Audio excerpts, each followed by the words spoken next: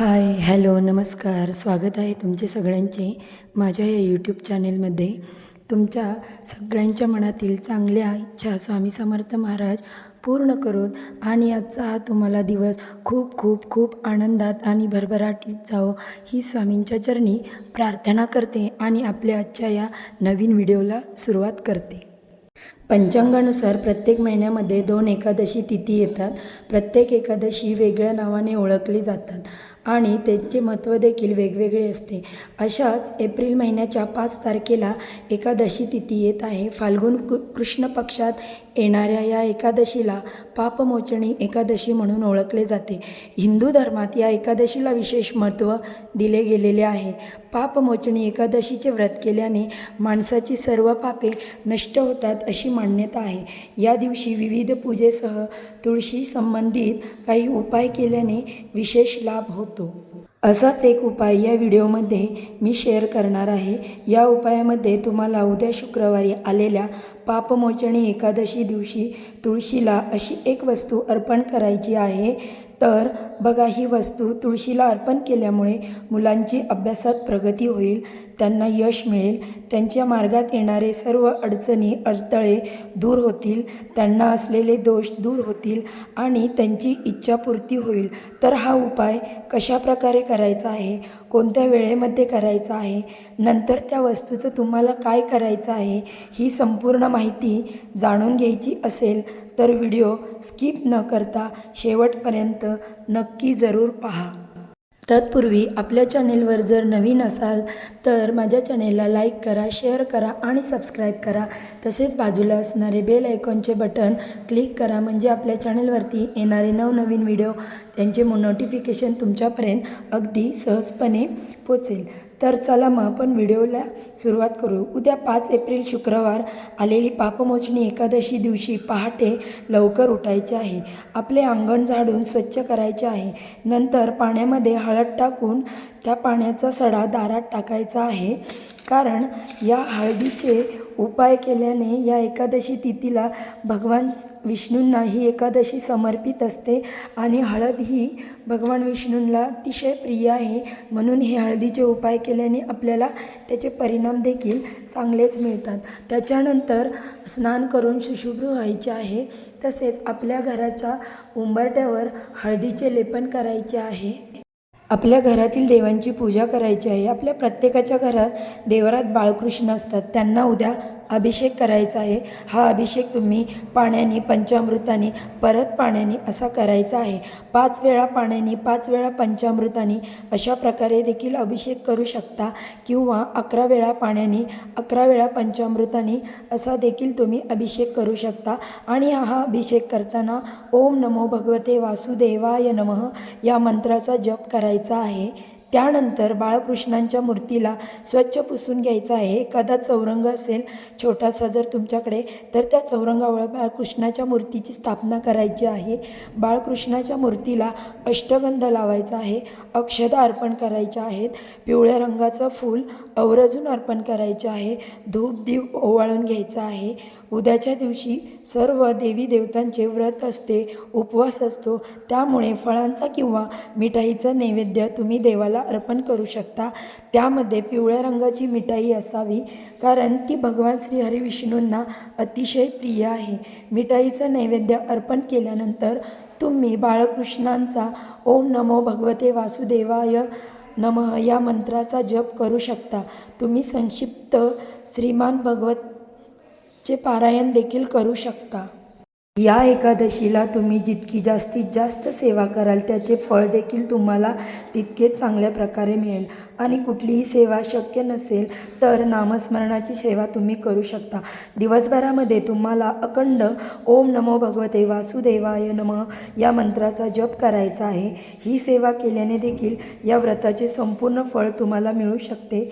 व त्यानंतर तुम्हाला तुळशीसमोर जो उपाय करायचा आहे तो संध्याकाळी करायचा आहे.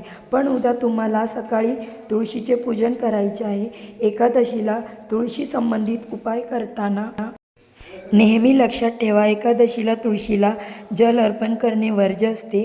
त्याशिवाय तुळशीचे देखील व्रत असते, त्यामुळे तुळशीला जल अर्पण करू नये.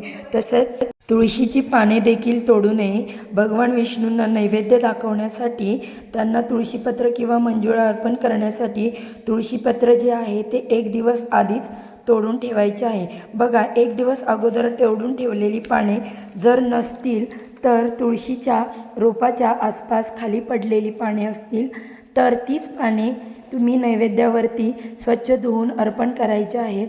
कारण तुळशीपत्राशिवाय श्रीहरी विष्णू नैवेद्य ग्रहण करत नाहीत. आता त्यानंतर तुम्हाला तुळशीचं सकाळी पूजन करत असताना धूप दीप ओवाळून घ्यायचं आहे. अक्षदा हळदी कुंकू लांबूनच व्हायचे आहे. तुळशीचे निर्जरी व्रत असल्याने तुळशीला हात लावायचा नाही. तुळशीला नैवेद्य अर्पण करायचा नाही. तुळशीसमोर तुम्हाला मनोभावे प्रार्थना करायची आहे. प्रत्येकाच्या वैवाहिक जीवन सुखी व्हावे यासाठी या दिवशी पापमोचनी एकादशी दिवशी दाम्पत्याने तुळशीला नमस्कार करायचा आहे. तसेच तुळशीला शृंगारामध्ये जे साहित्य आहे त्यामध्ये लाल ओढणी अर्पण करावी. त्यामुळे श्री विष्णूंची कृपा तुमच्यावर राहते आणि तुमचे वैवाहिक जीवन आनंदी होते. हिंदू धर्मामध्ये तुळशीचे रोप अत्यंत पूजनीय आहे. तिला लक्ष्मीचे रूप मानले जाते. प्रत्येक हिंदू घरांमध्ये तुळस हे रोप असतेच. तसेच पापमोचनी एकादशी दिवशी तुळशीचे उपाय खूप लाभदायक असतात. आणि त्यातल्या त्यात तुमच्या मुलांच्या विषयी काही समस्या असतील, जसं की मुलांच्या अभ्यासात प्रगती होत नसेल. बरीच मुलं अशी असतात, खूप अभ्यास करतात पण काही त्यांच्या लक्षात राहत नसेल. त्याचबरोबर बरीचशी मुलं खूप हुशार असतात पण ते अभ्यास करणं बंद करतात आणि त्यांची प्रगती कुठेतरी थांबायला लागते. मुलं हट्टीपणा करतात. मोबाईलचे व्यसन त्यांना जडलेलं असतं. करिअर संबंधित समस्या असतील, स्पर्धात्मक परीक्षेची तयारी असेल, अशा अनेक त्यांच्या सर्व समस्यांसाठी त्यांच्या कार्यात त्यांना यश मिळावं यासाठी उद्याच्या आलेल्या एकादशी दिवशी त्यांच्या कष्टाला, मेहनतीला नशिबाची साथ मिळवून देण्यासाठी तुळशीसमोर हे उपाय करायचे आहेत. हे उपाय आईने मुलांसाठी केल्याने मुलांना त्याचा लाभ होतो. त्यामुळे तुमचे 1 मूल असेल, 2 मुले असतील किंवा मुली असतील तर प्रत्येकासाठी तुम्हाला हा उपाय करता येणार आहे. नोकरी व्यवसायात आपल्या मुलांची प्रगती व्हावी असे प्रत्येक आईवडिलांना वाटत असते. तर तुम्ही काही विशिष्ट तिथीवरती तुम्ही जर हे उपाय केले तर तुम्हाला शीघ्र फळ मिळते आणि शुभ परिणाम तुमच्या घरात जाणवतात. आता हा उपाय आपल्याला संध्याकाळी दिवे लागण्याच्या वेळी करायचा आहे. पण दिवे लागण्याच्या वेळी तुम्ही जर कामात असाल किंवा तुम्ही जर जॉबला जात असाल, तुम्हाला दिवे लागण्याच्या वेळी तो उपाय करणे शक्य नसेल तर हा उपाय तुम्ही रात्री 11 वाजायच्या आत करू शकता. बघा, हा उपाय करण्यासाठी तुम्हाला एक दिवा घ्यायचा आहे. दिवा मातीचा घ्या किंवा तुम्ही तो कणकेचा दिवा देखील घेऊ शकता. चा दिवा तयार करण्यासाठी तुम्हाला थोडे पीठ घ्यायचे आहे. त्याच्यामध्ये मीठ घालायचं नाही. त्यामध्ये चिमूटभर हळद घालायची. त्यामध्ये थोडे थोडे पाणी टाकून त्याचा एक दिवा तयार करायचा.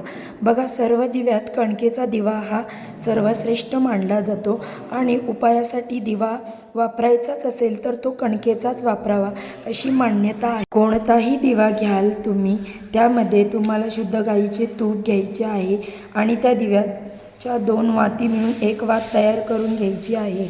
बघा, फुलवात घालायची नाही. त्या वातीला तुम्हाला हळद कुंकू अर्पण करायचे आहे, अक्षता अर्पण करायची आहे. त्यानंतर त्या दिव्याला प्रज्वलित करण्याआधी एक छोटीशी प्लेट घ्यायची आहे. त्यामध्ये अख्ख्या अक्षता टाकायच्या आहेत. तुटलेल्या फुटलेल्या नसाव्यात त्या अक्षता. त्या अक्षतांवर हळदी कुंकू अर्पण करायचं. त्यावर हा दिवा ठेवायचा आणि त्यानंतर हा दिवा प्रज्वलित करायचा. आणि या दिव्यामध्ये अजून 2 वस्तू तुम्हाला टाकायच्या आहेत. त्या म्हणजे 2 अख्ख्या लवंगा व 2 वेलची टाकायच्या आहेत. त्यानंतर ती प्लेट उचलायची आणि आपल्या देवाऱ्यात असलेल्या बाळकृष्णांच्या मूर्तीला 3 वेळा ओवाळून घ्यायची. त्यानंतर ती प्लेट घेऊन आपल्या तुळशीसमोर जायचं आहे आणि तुळशीसमोर हा दिवा ठेवायचा आहे. आणि त्यानंतर तुमच्या मुलांच्या ज्याही समस्या आहेत त्या संपूर्णपणे नष्ट व्हाव्यात यासाठी तुळशीसमोर प्रार्थना करायची आहे. बघा, पापमोचनी एकादशीच्या दिवशी तुळशीच्या रोपाची पूजा करून तुळशीसमोर साजूक तुपाचा दिवा लावल्याने, काही उपाय केल्याने आपल्याला भगवान श्री हरिविष्णूंचा तसेच देवी लक्ष्मीचा आशीर्वाद मिळतो. हा दिवा प्रज्वलित केल्यानंतर तुळशीला 11 प्रदक्षिणा घालायच्या आहेत. तुळशीला प्रदक्षिणा घालता येत नसतील, तेवढी पुरेशी जागा जर नसेल तर तुम्ही स्वतःभोवती 11 प्रदक्षिणा घाला. हा उपाय करण्यासाठी जर तुम्ही कणकेचा दिवा वापरला तर तो दिवा एखाद्या झाडाखाली ठेवा आणि त्याच्यामध्ये घेतलेले साहित्य देखील त्या झाडाखाली ठेवा. तिथे मुंग्या त्या दिवा खातील आणि आसनासाठी वापरलेले जे तांदूळ आहेत ते तुम्ही पक्ष्यांना खाऊ घाला. अशा प्रकारे आईने मुलांसाठी ही सेवा करायची आहे. झालेली सेवा मी स्वामींच्या चरणी अर्पण करते आणि आजचा व्हिडिओ इथेच संपवते. सर्वांना श्री स्वामी समर्थ.